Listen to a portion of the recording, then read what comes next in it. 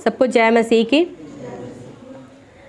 हम इस दुनिया में आजकल देख रहे हैं कि पाप कितना बढ़ता जा रहा है और दिन पे दिन हमको आपको इसलिए इस विषय में बताया जाता है क्योंकि वो समय आता है जब हम अंत के दिनों में खड़े हैं। पाप अपनी चरम पर होगा, व्यभिचार अपने चरम पर होगा, जिसमें सबसे बड़ा है ना, धन और व्यभिचार आजकल लोगों को बहुत अपनी ओर आकर्षण कर रहा है, अपनी ओर मसीहियों को भी खींच रहा है। क्योंकि हमने अभी सुना पिछली बार कि इस भरसक इस कोशिश में रहता है कि चुने हुओं को भरमा दे। इसलिए जबकि हम लोग प्रभु के वचन को जानते हैं, उसके वचनों को सुनते आए हैं, तो हमें और आपको भी बहुत सतर्क रहने की ज़रूरत है। कहीं ऐसा ना हो कि हम भी उसी चीज़ों में फंस जाएं और जिस चीज़ों के लिए परिश्रम शुरू से करते आए हैं कि परमेश्वर की संगति में बने रहें, उसकी उपस्थिति में बने रहें, ऐसा ना हो कि उस समयों को देखकर, उन चीज़ों को देखकर जो लुभाती हैं, हमें आकर्षण करती हैं, उसके साथ हम भी अपना जीवन क्या करें, सत्यानाश कर ले, खराब कर ले। क्योंकि पौलुस कहते हैं, क्या तुम इस आत्मिक रीति से शुरू करके शारीरिक स्थिति में ख़त्म करना चाहते हो? जब हम परमेश्वर में आए तो हम प्रभु को कितना प्रेज करते थे, कितना धन्यवाद देते थे कि प्रभु ने हमें कहाँ से छुड़ाया और कहाँ ले आकर के खड़ा कर दिया है। हम इन बातों के लिए खुदा को धन्यवाद देते थे। हमारा हर दिन हम प्रार्थना करना चाहते थे, प्रभु के साथ अपनी संगति करना चाहते थे। पर आज के दिन क्या हम उस परिस्थिति में हैं? क्या हम उस जगह पर है जहाँ पर हमें वो पहला जितना प्रेम था हमारा, उतना प्रेम परमेश्वर के साथ हमारा है? इन बातों के लिए हमें अपने आप को जांचते रहना चाहिए कि हमारा प्रेम कभी भी परमेश्वर से अलग ना हो। बाइबल में एक उदाहरण से हम आज देखेंगे। मैं बताना चाहूँगी कि उसके जीवन में कैसे वो परमेश्वर ने किस लिए चुना था और उसने अपनी अभिलाषाओं को अपने वश में नहीं रख पाया। इस वजह से वो किन किन परिस्थितियों में गया और आगे क्या हुआ, उस चीज़ के लिए हम एक बार देखेंगे। शिमशोन के चरित्र न्यायियों में जब इजरायली लोग पाप करते थे और प्रभु से माफ़ी मांगते थे, यहोशू उनका न्याय करने वाला था, उनका लीडर था मूसा के बाद। पर यहोशू के मरने के बाद क्या हुआ, इजरायली लोग परमेश्वर को भूल गए, वो फिर से पाप करने लगे। तो उनके बीच में जब ये परमेश्वर की दुहाई दिया करते थे तो एक न्यायी खड़ा होता था। कई सारे न्यायी हैं, उसमें गिदोन है, दबोरा है और ओत्नियल है और बहुत सारे लोग हैं। उसी में एक चरित्र है शिमशोन का। जब इजरायली लोग बहुत पाप करने लगे और उनका कोई छुड़ाने वाला नहीं हुआ तो वो लोग फिर परमेश्वर को दुहाई देने लगे। वो 40 साल तक फलिस्ती लोगों के वश में थे, वो उन पर अत्याचार किया करते थे। तब इन लोगों ने क्या किया, परमेश्वर को दुहाई दी। हम इसके लिए निकालेंगे न्यायियों 13 उसका 2 से मैं पढ़ती हूँ।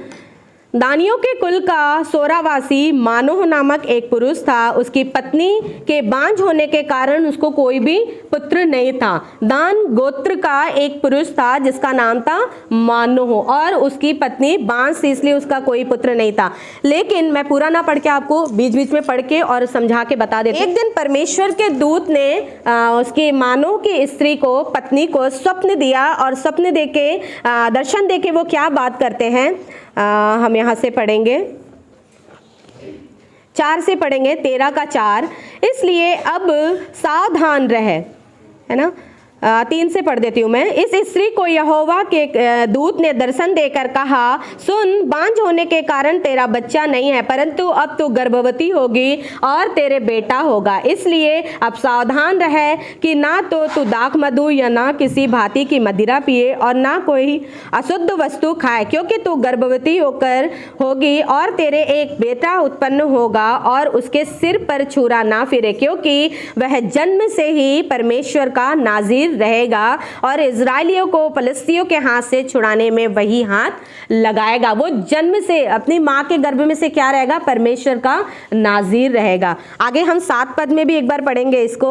जब मानो को उसकी स्त्री ये बात बताती है तो वो कहता है, परमेश्वर यदि ये तेरी ओर से है तो एक बार फिर से वो दूत मुझे मतलब ये बातों को बताए। और एक दिन उसकी स्त्री बाहर बैठी रहती है, तभी परमेश्वर का दूत फिर से आ जाता है। तो वो जाती अपने पति को बुला कर लाती है और वहीं पर एक बार बुला करके लाती है। उससे पहले 7वें अध्याय में लिखा हुआ है, परंतु उसने मुझसे कहा, ये अपने पति को जब बताती है, तो सुन, तू गर्भवती होगी और तेरा एक बेटा होगा, इसलिए अब ना तो दाख मधु और ना किसी भांति की मदिरा पीना और ना कोई अशुद्ध वस्तु खाना, क्योंकि वह लड़का जन्म से मरण के दिन तक परमेश्वर का नाज़ीर होगा।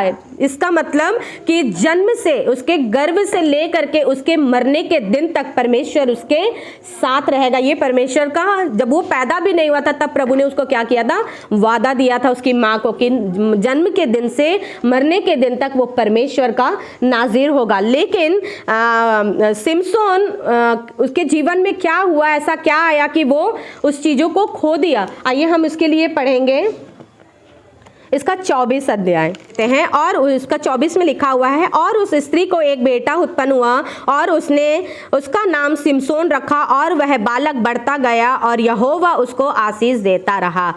है ना, वो परमेश्वर उसको आशीष, जब सिमसोन पैदा हुआ तो उसके जीवन भर प्रभु उसको, जब तक वो बड़ा हुआ, उसको आशीष देते गया। लेकिन एक दिन क्या हुआ, 14:1 हम पढ़ेंगे, सिमसोन तिम्ना को गया और तिम्ना में एक फलिस्ती स्त्री को उसने देखा और उसको इतना पसंद आई वो कि अपने माता पिता से गया और जा करके बोला कि मैं इस स्त्री से शादी करना चाहता हूँ, मेरी बात चलाओ। तो उसके माँ बाप जब उसके शादी करने के लिए वहाँ जब वो जा रहे थे तो वहाँ पे गए वो लोग और उससे उसकी शादी भी कर दी। तो इसने एक दिन क्या किया कि अपने ससुराल वालों में जब ये गए थे, मैं पूरी कहानी नहीं बता रही हूँ, आपको मेन पॉइंट बता दे रही हूँ।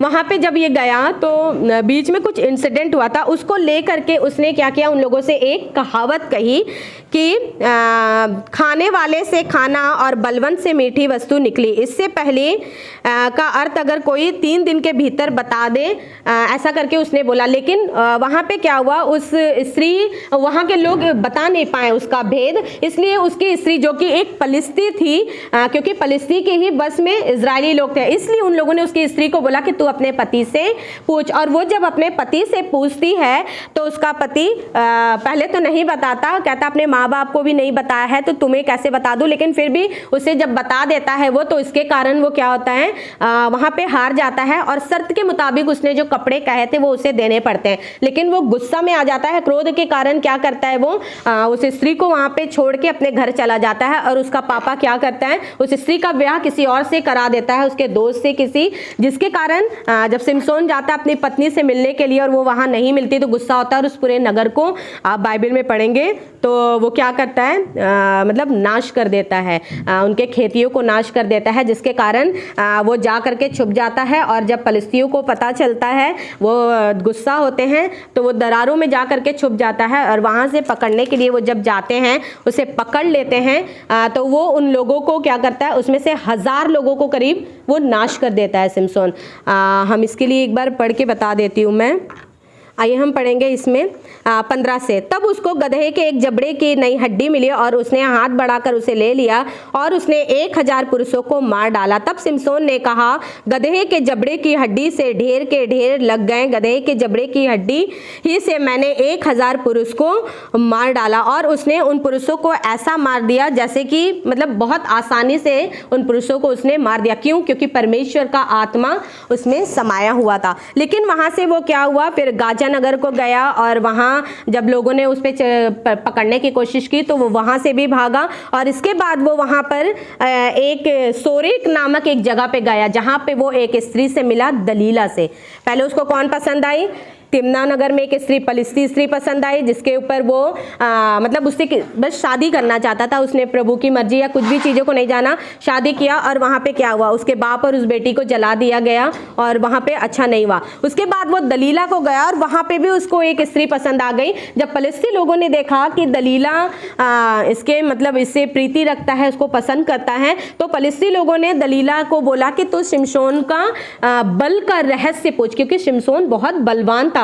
प्रभु ने उसको, आप न्यायों के ये 13, 14, 15, 16, 17 पुस्तक तक पढ़िएगा, बहुत बल दिया था। सिमसोन ऐसे मार डालता था सिंहों को जैसे बकरी के बच्चों को फाड़ डालता था। इसलिए उसने 1000 पुरुषों को एक हड्डी से अकेला मारा था, बहुत शक्तिशाली था वो, इसलिए फलिस्ती लोग डर गए थे। और उसने बोला कि तू दलीला से वो बोले कि तू शिमशोन से पूछ कि उसके शक्ति का राज्य क्या है, उसके बल का राज्य क्या है। उसने उससे 2-3 बार पूछा, उसने उसे गलत बताया, नहीं बताया। पर जब बहुत वो जिद करने लगी तो क्या शिमशोन को वहां से भाग नहीं जाना चाहिए था, क्योंकि उससे वो स्त्री बार बार उसके बल का राज्य पूछ रही है। लेकिन वो वहां पे बैठा रहा और वो जब स्त्री उससे पूछती है तो वो बता देता है कि उसकी 7 लटें हैं उसके सिर पर।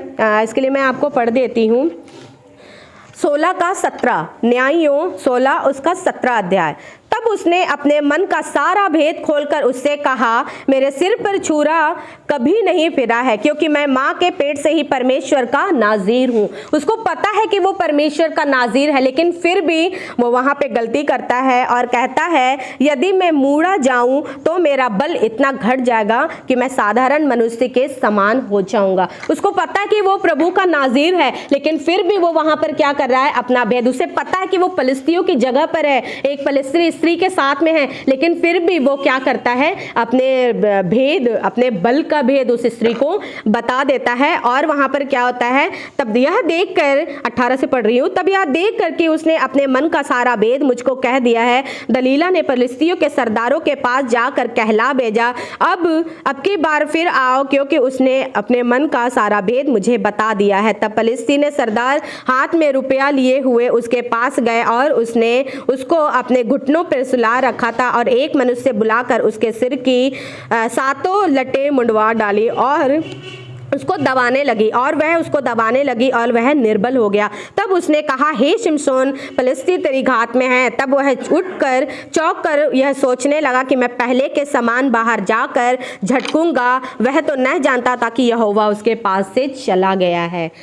जब हम परमेश्वर के आशीषों को, जो प्रभु हमें और आपको दिया हुआ है, प्रार्थना करना, विश्वास करना और परमेश्वर की संगति में रहना, ये आशीष है। प्रभु ने हमको और आपको कहा है, मैं तुझे कभी नहीं छोड़ूंगा, का मतलब ये नहीं कि हम उस डगरों में जाएं जहां पर प्रभु हमें जाने की मना करता है। शिमशोन को पता था, उसने उस स्त्री से कहा कि मैं परमेश्वर का नाजीर हूं, लेकिन फिर भी वो नगरों में गया, उस स्त्री के पैरों में लेटा हुआ था, वो उसके साथ गलत चीज़ों में था। वो उसने परमेश्वर की चीज़ों को टेक इट गारंटेड करके लिया कि नहीं, मैं तो प्रभु का नाजीर हूँ। उसको वहाँ से भागना चाहिए था, लेकिन वो वहाँ से हटा नहीं, वहीं पे लेटा रहा और क्या सोचा, मैं झपट के उन लोगों को झपटूंगा और एक साथ मार डालूंगा। लेकिन ऐसा नहीं हुआ, क्योंकि उसकी जो आशीष, प्रभु ने आशीष के रूप में, आज्ञा के रूप में दिया था कि इसके सर पे कभी छुरा ना फिरे, उसने उस चीज़ को नहीं सावधानी से लिया। और वहाँ पर क्या हुआ, जब उसकी लटें कट गई तो वो एकदम साधारण मनुष्य सा हो गया। और क्योंकि उसके पास से कौन चला गया था, परमेश्वर की आशीष उसके पास से उठ गई थी। यहोवा अब उसके पास नहीं था कि वो 1000 लोगों को पकड़ के मार सके। लेकिन 21 में हम पढ़ेंगे, तब फलिस्तियों ने उसको पकड़कर उसकी आंखें फोड़ डाली और उसे गाजा नगर को एक पीतल की बेड़ियों में से जकड़ दिया और वह बंदी गृह में चक्की पीसने लगा, है ना। इसलिए जब परमेश्वर की आशीषें उठती है ना, तो हम ऐसी स्थिति में आ जाते हैं। उसकी दोनों आंखें, कितना दर्द हुआ होगा उसको, उसकी दोनों आंखें फोड़ दी गई, उसके हाथों पैरों में पीतल की बेड़ियां लगाकर उसको चक्की पीसने के लिए डाल दिया गया। और जब राजाओं का भोज होता था तो उसको नाटक करने के लिए, मतलब कला प्रदर्शन करने के लिए उसको एक हंसी का पात्र बनाया जाता था। ऐसा शिमशोन का जीवन हो गया था। क्यों? क्योंकि जो आशीषें प्रभु ने उसे दी थी, एक पाप, व्यभिचार, उसने सब चीज़ों पर अपना कंट्रोल पा लिया, पर व्यभिचार पे, वो स्त्रियों के मामले में, व्यभिचार के मामले में अपने आप पे कंट्रोल नहीं पाया, जिसके वजह से उसकी ऐसी दशा हो गई कि उसकी आंख फोड़ दिए गए और वो बंदी गृह में डाल दिया गया। किसी और उसके ऊपर किसी और का प्रधानता आ गई। लेकिन अंत के दिनों में, आखिरी के दिनों में, जब शिमशोन को इस बात का ज्ञात हुआ, तब क्योंकि परमेश्वर की आशीषें थी नहीं, लेकिन फिर भी उसने प्रभु से विनती करी। इसके लिए हम पढ़ेंगे 16 का 28। तब शिमशोन ने यह कहकर यहोवा की दुहाई दी, हे प्रभु यहोवा, मेरी स्तुति ले, हे परमेश्वर, अब की बार मुझे बल दे कि मैं फलिस्तियों को अपनी दोनों आंखों का एक ही पलटा लूं। बनूं। तब सिमसोन ने उन दोनों बीच वाले खंभों और उस घर को खंभों को, जिससे उस घर को संभला हुआ था, जैसे पिल्लर से घर संभला रहता है, उस खंभों को उसने पकड़कर एक पर तो दाहिने हाथ से और दूसरे पर बाएं हाथ से बल लगा दिया। और सिमसोन ने कहा, फलिस्तियों के संग मेरा प्राण भी जाए। और वह अपना सारा बल लगा कर झुका, और तब वह घर सरदारों और उसमें सारे लोगों पर गिर पड़ा। इस कारण जिसको उसने मारते समय मार डाला, और वे उससे भी अधिक थे, जिनको उसने मरते समय मार डाला वे उससे भी अधिक थे, जिससे उसने अपने जीवन भर में ना मारा। मतलब मरते समय उसने इतना बल प्रभु ने उसे दिया कि इतने लोगों को मारा जितना उसने अपने जीवन भर भी लोगों को नहीं मारा था। प्रभु ने ये आशीष सिमसोन को दिया, और सिमसोन भी मर गया क्योंकि उसने बोला मेरा प्राण भी चला जाए, क्योंकि उसने परमेश्वर के विरोध में पाप किया था, इसलिए उसके जीवन में ऐसा हुआ। हमें और आपको भी प्रभु ने आशीष दी है। आज हम यहाँ बैठे, ये प्रभु की आशीष है। इस चीज़ों का हमें आदर करना चाहिए। प्रभु ने हमें, आपको, मुझे अपना बेटा अपनी बेटी कहा है। सिमसोन को अगर नाज़ीर कहा था, तो मुझे और आपको भी तो अपना बच्चा कहा हुआ है उसने, अपनी बेटी, अपना पुत्र, अपना वारिस कहा हुआ है। इसलिए हमें भी ये नहीं सोचना कि हम प्रभु के राज्य में बने भी हैं और दूसरा काम भी कर रहे हैं। कहीं ऐसा ना हो कि जब समय आए तो मैं और आप भी उस नरक की आग में चले जाएं। हम ये सोच रहे हैं कि नहीं, सिमसोन सोच रहा नहीं मैं प्रभु का नाजीर हूँ, लेकिन फिर भी उसने वो राज्य बता दिया। हम भी ये चीज़ ना सोचें कि हम परमेश्वर के लोग हैं, लेकिन फिर भी क्या करें, वो काम कर रहे हैं जानते हुए कि नहीं हम प्रभु के लोग हैं, हम अलग किए गए, हम पवित्र किए गए हैं, अंत का समय आ गया, सब पता है, लेकिन फिर भी जानते हुए भी उन कामों को कर रहे हैं जिसको प्रभु नहीं चाहता। तो परमेश्वर का वचन जैसा, क्योंकि प्रभु किसी का पक्षपात नहीं करता, कहीं ऐसा ना हो कि हम और आप भी उन चीज़ों में चले जाएं जहाँ पे हमें नहीं होना चाहिए। इसलिए प्रभु ने अगर हमें आशीष दी है तो उस आशीष को पकड़े रहें, उसको थामे रहें, परमेश्वर में बने रहें। मैं एक वचन और पढ़ना चाहूँगी, प्रकाशित वाक्य 17 उसका 6 पढ़ूंगी।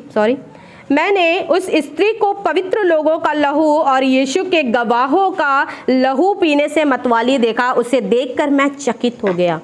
जब यूहन्ना को प्रभु यीशु मसीह, ध्यान से सुनेंगे, जब यूहन्ना को प्रभु यीशु मसीह प्रकाशित वाक्य की पुस्तक जो कि भविष्य में होने के विषय में लिखा हुआ है, आज जो हमारे और आपके बीच में हो रहा है, जो आने वाले समय में होगा उसके विषय में लिखा हुआ है, तो यूहन्ना को जब परमेश्वर का दूत ये बातें दिखाते हैं तो वो चकित होते हैं। और चकित किस वजह से होते हैं? क्योंकि यहाँ पे कुछ संभव लिखा हुआ है, मैंने उस स्त्री को पवित्र लोगों का लहू और यीशु के गवाहों का लहू पीने से मतवाली होते देखा। किसका लहू? पवित्र लोगों का, जो परमेश्वर के लिए अलग किए गए लोग हैं। पवित्र कौन है? जो प्रभु की आत्मा से भरे हुए लोग हैं, जो परमेश्वर की उपस्थिति में अपना जीवन बिताते हैं। पवित्र लोगों का लहू और गवाहों का, जो आप और मैं और हमारे जैसे बहुत सारे लोग आज प्रभु के नाम की गवाही देते हैं ना, उसका लहू वो स्त्री पी रही है जो व्यभिचारिणी है। आगे आप पढ़ेंगे, एक ऊपर हेडिंग लिखा हुआ है बड़ी वेश्या, उसके विषय में लिखा हुआ है वो उन लोगों का लहू पीकर मतवाली हो रही है। इसका मतलब कि आपके जैसे, मेरे जैसे या बहुत सारे विश्वासी जो प्रभु यीशु के नाम के लिए पवित्र किए गए हैं, परमेश्वर ने उन्हें अपने लहू से धोया, अपने पवित्रता से धोया, अपनी उपस्थिति में बैठाया, वचनों से भरा, और जो यीशु मसीह के नाम का, उसके कार्यों का जो उनके जीवन में होता है उसकी गवाही देते हैं, वो लोग भी उस नरक में चले जाएंगे, उस मतलब व्यभिचार जैसे पाप में चले जाएंगे, जिसमें विषय में लिखा हुआ है कि मैंने उस स्त्री को पवित्र लोगों का लहू और यीशु के गवाहों का लहू पीने से मतवाली देखा। हमको अपने लिए बहुत प्रार्थना करने की ज़रूरत है। हमें नहीं पता हम कब ऐसी परिस्थिति में आ जाएंगे कि हम पाप को कर जाएं, और कहीं ऐसा ना हो कि हम भी किसी के लिए आहार बन जाएं, कोई हमारा भी लहू पी करके मतवाला हो। इसलिए जागते रहो और प्रार्थना अपने लिए करते रहें, ताकि हम परमेश्वर के राज्य में प्रवेश करने के लिए भरसक तैयार रहें। जब प्रभु का आगमन, उसकी उपस्थिति हमारे बीच में होती है, तो हम ऐसा ना हो कि हम भी छूट जाएं। यहाँ पर हमें प्रार्थना करते रहना है। इसलिए हम सब प्रार्थना करते रहे। और आजकल जो पाप चल रहा है, व्यभिचार, धन और लोगों को लुभाना, अपना स्वभाव दिखाना, इन सब चीज़ों में हमारा और आपका जीवन व्यतीत ना होने पाए। प्रार्थना करते रहे, वो चीज़ें हमें और आपको भरमाने ना पाए। कहीं ऐसा ना हो कि हम परमेश्वर के नाज़ीर हों। परमेश्वर ने हमें जन्म से मृत्यु तक के लिए अपने साथ दिया है, लेकिन जब सिमसोन ने अपना भेद खोल दिया, उसने अपने पवित्र होना, अपने आप को चुनने को गंभीरता से नहीं लिया, तो परमेश्वर का आत्मा, जिसने उसके जन्म भी नहीं हुआ था, तब परमेश्वर ने कहा था कि मैं जन्म से मरण तक इसका परमेश्वर रहूँगा, ये मेरा नाज़ीर रहेगा, उसने उसे बीच में ही छोड़ दिया। क्यों? क्योंकि उसने उस चीज़ को, जो आशीष, जो अनुग्रह परमेश्वर ने उस पर रखी थी, उसको बहुत छोटा जाना, उसको समझ नहीं पाया। इस वजह से तो हमें भी तैयार रहना है। जो आशीष, जो अनुग्रह प्रभु ने आज हमें और आपको हमारे बीच में दिया है, हम तैयार रहें। और जैसा प्रकाशित वाक्य 17 जब मैंने पढ़ा था, मैं भी बहुत आश्चर्य रह गई कि प्रभु ऐसा भी होगा। बहुत सारे विश्वासी लोग भी वो पाप कर जाएंगे, पवित्र लोग, बड़ी बड़ी गवाहियों को देने वाले भी ऐसा पाप कर जाएंगे। तो इसलिए हम सावधान रहें, क्योंकि समय अब वो है नहीं है कि माफ़ी करे, गलती मांगे। समय अब वो है कि प्रार्थना करे और स्थिर रहे। सबको जय मसीह।